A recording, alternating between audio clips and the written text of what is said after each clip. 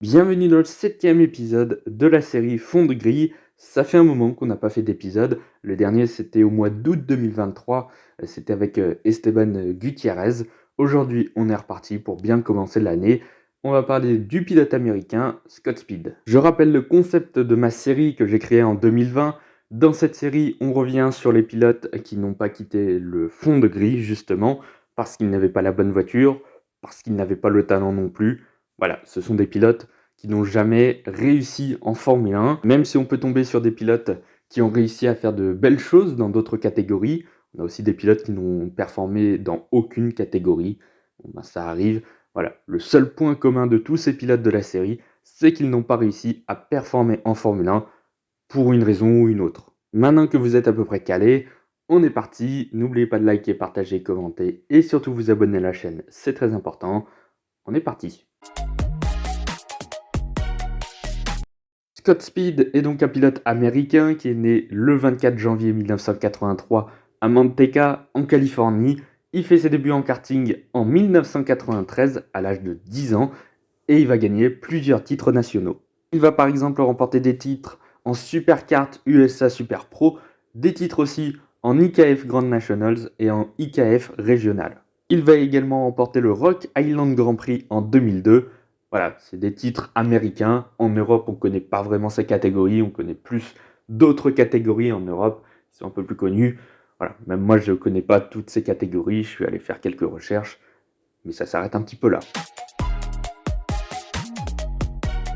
Scott Speed va faire ses débuts en monoplace en 2001 en catégorie américaine en US Formula Russell et devenir champion pour sa première année en monoplace. Ce qui va lancer la carrière en monoplace de Scott Speed, c'est sa victoire à la Red Bull Driver Search en 2002. En gros, c'est le volant Red Bull pour pouvoir permettre à un pilote d'avoir plus de moyens et donc de pouvoir accéder à des catégories plus hautes et avec le but évidemment de faire promouvoir son pilote en Formule 1 si possible. Du coup, à partir de 2002, il est pilote Red Bull. Il va finir 3e du championnat de Formule Dodge National. Donc c'est toujours des catégories américaines. Et en cette même année, il participe aussi à quelques courses du championnat de Star Mazda North American, qui est en gros la 3e division de l'IndyCar et qui a changé de nom. Maintenant, c'est l'USF Pro 2000. Bon voilà, il remporte une course sur les 4 auxquels il a disputé. En 2003, il participe au championnat de Formule 3 britannique. C'est alors sa première compétition hors des États-Unis. Bon, bah, c'est une saison extrêmement galère. Il ne fait pas mieux que 9e comme meilleur résultat en course. Et surtout, il va devoir stopper sa saison, mettre une pause à cause de problèmes de santé. Si vous voulez tout savoir, il a été victime d'une rectocolite hémorragique. Je suis pas médecin, ne me demandez pas ce que c'est, je ne sais pas, je n'ai rien compris. Je place ça là, on passe à la suite. Toutefois, Scott Speed peut faire son retour en monoplace pour la saison 2004 et il s'engage dans le championnat de Formule Renault 2000 Eurocup et il va remporter le titre. Globalement, il va faire un très beau championnat avec des débuts un petit peu compliqués, même s'il y a un premier podium à Monza pour sa toute première course dans le championnat. Il va remporter sa première victoire sur le circuit d'Hockenheim. Il va d'ailleurs remporter les 2 courses de la manche d'Hockenheim.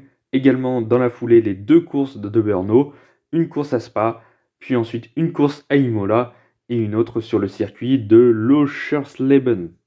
C'est pas facile l'allemand. Même si c'est pas le championnat le plus relevé des catégories monoplace, il fait face quand même à Simon Pagenaud par exemple, Pastor Maldonado aussi.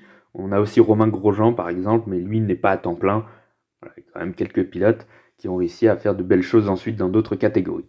Voilà, Scott Speed remporte donc le championnat. Il va même faire coup double, puisque la même année, il participe aussi au championnat de Formule Renault 2000 en Allemagne, toujours avec son équipe Motopark, comme c'était le cas pour le championnat européen. Et là encore, il va gagner le titre, mais cette fois-ci, c'est beaucoup plus serré. Il va remporter le titre pour 9 petits points. Alors là, pour le coup, la concurrence était peut-être un petit peu plus faible qu'en Europe, mais bon, le titre est là, ça fait 2 titres en un an. Durant cette saison 2004, il participe aussi à 2 courses de l'Asian Formula Renault Challenge. Voilà, il remporte une des 2 courses. Voilà, je place ça là. En revanche, en 2005, Scott Speed se rapproche plus que jamais de la Formule 1. En effet, il va participer au championnat de l'antichambre de la Formule 1, le GP2 Series, avec l'équipe eSport International. Je rappelle qu'à ce moment-là, Scott Speed est toujours soutenu par Red Bull, et encore plus maintenant puisqu'il est en GP2 Series, Et la concurrence, évidemment, est bien plus forte dans ce championnat de GP2. Et au final, le début de saison du rookie Scott Speed se passe superbement bien, puisqu'il accroche 3 podiums sur les 4 premières courses du championnat. Ensuite, il n'est pas très régulier dans le championnat, mais quand il score des points, c'est à chaque fois de gros points. Il est toujours dans le top 5 quand il score des points. Il y a quelques podiums aussi de temps en temps lors de la suite de la saison. Mais bon, au final, ça lui permet de terminer 3e du championnat de GP2 Series, derrière des noms tels que Nico Rosberg ou Heikki Kovalainen. On est pas mal. Surtout qu'en début d'année, Scott Speed, c'était le second pilote de son équipe. Le leader, c'était son coéquipier qui avait plus d'expérience en GP2 Series. C'était pas sa première année dans la catégorie.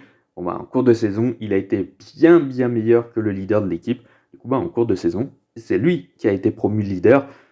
Scott Speed, il finit 3e, son coéquipier qui était leader en début d'année, il termine 22e du championnat. Il l'a éclaté. En fin d'année 2005, il participe aussi au championnat d'un Grand Prix pour les teams États-Unis. Il fait une 4e place comme meilleur résultat en 6 courses. Rien à noter de plus. En revanche, Scott Speed se rapproche plus que jamais de la Formule 1.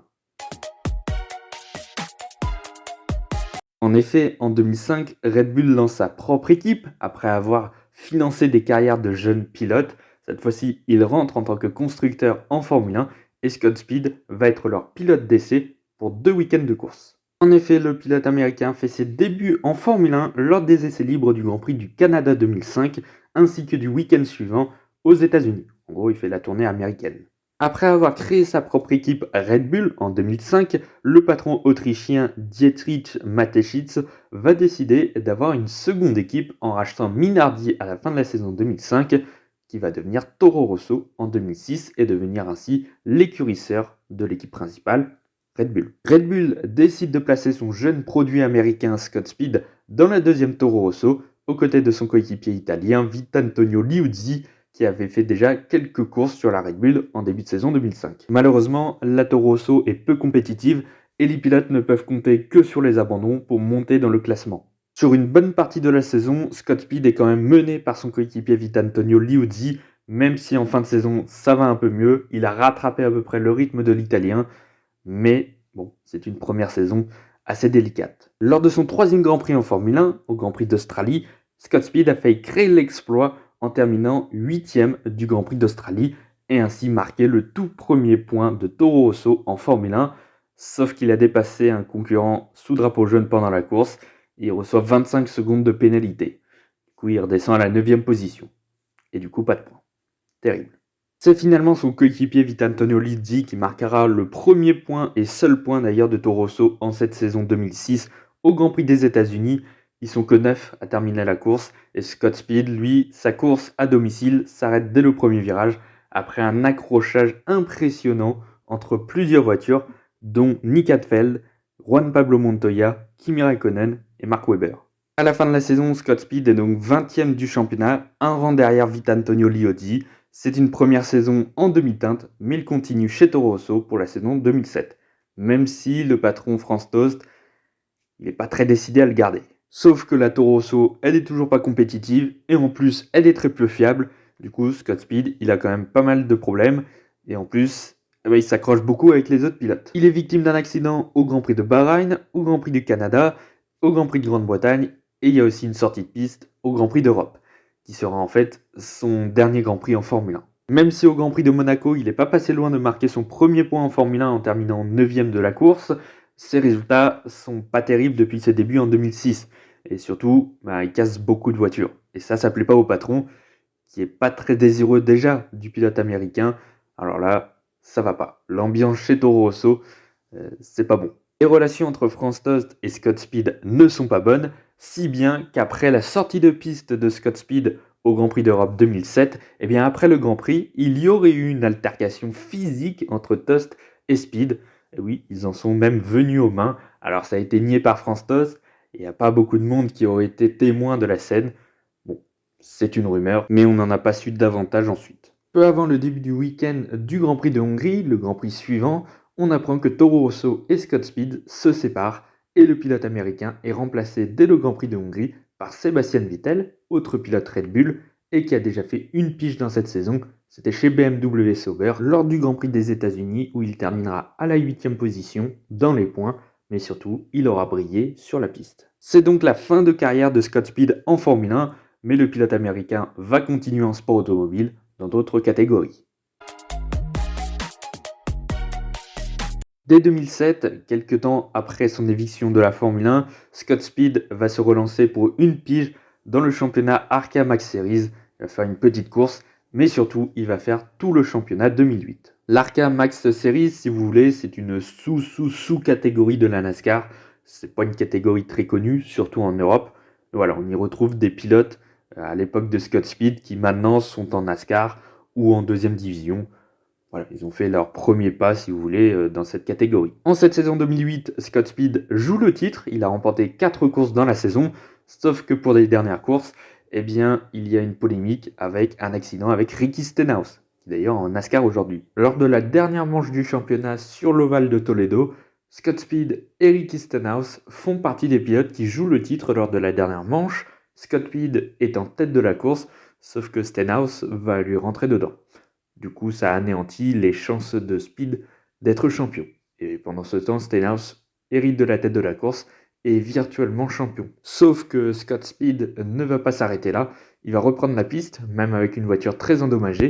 Et en fait, il va juste foncer sur Ricky Stenhouse pour le faire abandonner. Et du coup, qu'il ne soit pas champion. Et il a réussi.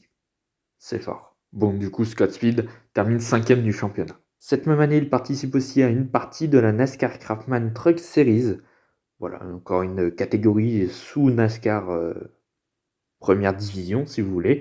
Et il va remporter une course sur l'Oval de Dover. Il termine 21e du championnat avec 3 podiums. C'est honorable. Et enfin, en fin de saison, il va participer aux dernières courses du championnat de NASCAR Sprint Cup Series. En gros, la NASCAR Cup Series aujourd'hui, la première division, si vous voulez. Bon, voilà, il n'y a pas de résultat notable. Sa meilleure position, c'est 16e. Mais bon, c'est ses toutes premières courses dans la première division de NASCAR. Et c'est dans cette direction que va aller Scott Speed pour la saison 2009. Il va participer à l'entièreté du championnat de NASCAR première division. Bon, les résultats sont pas terribles. Il fera un seul top 5 à Talladega et il finira 35e du championnat. Malgré son engagement en NASCAR en première division, il va aussi participer à la deuxième division sur quelques courses de la NASCAR Nationwide Series, qui est aujourd'hui la Xfinity, et il va signer 8 top 10 en 13 courses. C'est plutôt pas mal. Décidément, Scott Speed ne s'arrête pas de rouler dans plusieurs catégories. Toujours en 2009, il participe aux 250 miles de Daytona en championnat de Rolex Sport Cars Series dans le team Chip Ganassi avec comme coéquipier Kyle Busch et ont terminé 10e de la course. Ensuite, en 2010, il continue à être à temps plein en NASCAR Cup Series. Bon, les résultats sont toujours pas mieux, 2 petits top 10. Il termine aussi 19e du Daytona 500 contre 35e la saison précédente. Mais bon, c'est pas terrible, il finit 30e du championnat. C'est un peu mieux, mais bon, c'est pas fou. En revanche, en 2011, il ne participe qu'à la fin du championnat de NASCAR Cup Series, mais il ne voit que 2 fois l'arrivée en 13 courses. C'est pas beaucoup. Il revient cette année-là pour 5 courses en Nationwide, où il ne signe que un seul petit top 10, tout le reste c'est des abandons. Décidément, il y a beaucoup d'abandons dans sa saison 2011. En cette année 2011, il a un autre challenge qui l'attend dans l'autre catégorie américaine en IndyCar avec l'équipe Dragon. Il va participer aux 500 miles d'Indianapolis. Ou en tout cas, essayer de participer. Ouais, il devait participer à tout le week-end des 500 miles d'Indianapolis, mais après les essais, eh bien, il a quitté l'équipe, il s'est fait remplacer. Au final, son remplaçant a fini dans le mur et il n'a pas participé non plus aux 500 miles d'Indianapolis. Mais bon, apparemment, il aurait quitté l'équipe parce qu'il n'était pas au niveau. Alors, ça n'a pas été confirmé, mais bon, ça a été une rumeur. Il y a quand même beaucoup de rumeurs autour de Scott Speed, je trouve. Il continue en NASCAR Cup Series pour la saison 2012, à temps partiel, il fait quelques courses, enfin à peu près à la moitié du championnat, mais bon, il abandonne plus qu'autre chose. Un petit peu dans la lignée de la saison précédente. Il fait aussi le début de saison de la National World, donc la deuxième division de la NASCAR. En fait, il a abandonné toutes les courses auxquelles il a participé. Il n'a pas réussi à se qualifier pour Daytona 500. Ouais, là, ça commence à devenir très compliqué pour Scott Speed. Il continue tout de même en 2013 en NASCAR Cup Series sur quelques courses du championnat. Il fera un petit top 10, mais là, encore une fois, il y a beaucoup d'abandons. Bon, au cours de la saison 2013, il change de cap. Au revoir la NASCAR, bonjour le rallycross. Là, il va avoir une carrière beaucoup plus brillante en rallycross. Pour cette saison 2013, il remporte la première course auquel il participe en rallycross, c'est pas mal, sur une Ford. Il remportera une autre course durant la saison et il termine 5e du championnat. C'est plutôt pas mal. On y retrouve dans ce championnat par exemple l'américain Ken Block, mais aussi à temps partiel le brésilien Nelson Piquet Jr. Et oui, j'ai été surpris aussi de le voir ici, ou encore l'américain Travis Pastrana. Voilà, ces pilotes-là, c'est un peu des références dans le rallycross. En 2014, il continue dans ce championnat de Global Rallycross. Cette fois-ci, il troque sa Ford pour une Volkswagen et il va remporter 3 courses durant cette saison et terminer 3e du championnat. Cette même année, il participe aussi à 2 courses de la Lamborghini Super Trofeo North America. Il part en pole position d'une des 2 courses. Mais bon, il n'y a pas de résultat notable dans cette catégorie. En 2015, il continue dans le championnat de Global Rallycross. Et cette fois-ci, il fait une saison très régulière, beaucoup de podiums avec 2 victoires. Et cette fois-ci, il devient champion dans la catégorie. C'est son premier titre. C'est d'ailleurs le premier titre de Scott Speed depuis 2004. Ça fait un paquet de temps. Durant la saison 2015, Scott Speed fait son retour à l'international en participant à quelques courses du tout nouveau championnat de Formule électrique. Il est engagé pour quelques courses dans l'équipe Andretti, avec qui il roule également en rallycross sur la Volkswagen. Il remplace alors Marco Andretti, qui lui-même remplaçait Matthew Brabham, qui lui-même remplaçait Charles Pic. Ah ouais, là, tout le monde se remplaçait. Et d'ailleurs, après Scott Speed, ce sera Justin Wilson qui prendra la relève. Et ensuite, ce sera aussi Simona De Silvestro qui finira la saison. Chez Andretti, on a changé les pilotes à chaque course quasiment. Et n'empêche, pour sa toute première course en Formule électrique, il termine 2e du Grand Prix de Miami. C'est plutôt pas mal. Les 3 autres courses, il ne marquera pas de points. Mais tout de même, un premier podium en Formule électrique, un premier podium à l'international depuis un petit moment, ça fait du bien. Et puis surtout, c'était la première fois qu'il roulait en monoplace depuis sa dernière course en Formule 1 en 2007. Donc ça remonte. Bon, ensuite pour la saison 2016, il continue en rallycross. Cette fois-ci, il va dominer la saison, surtout la fin de saison. Il remporte 4 grands prix sur les 6 dernières courses et il remporte un 2e titre dans la catégorie d'affilée. Il fait aussi une pige en Audi Sport TT Cup, qui est une division inférieure au DTM. Il va participer au week-end d'Hockenheim. Voilà, pas de résultats notables, mais bon, il a fait une pige là-bas. À partir de ce moment-là, ça y est, Scott Speed, il ne se dédie qu'au rallycross. À partir de 2017, c'est fini, il ne fait plus de pige ailleurs, il se dédie complètement au rallycross. C'est sa piste. En même temps, il a déjà 2 titres. Et il va continuer sur sa lancée en 2017 en remportant un 3e titre consécutif dans la Global Rallycross en remportant à nouveau 4 courses.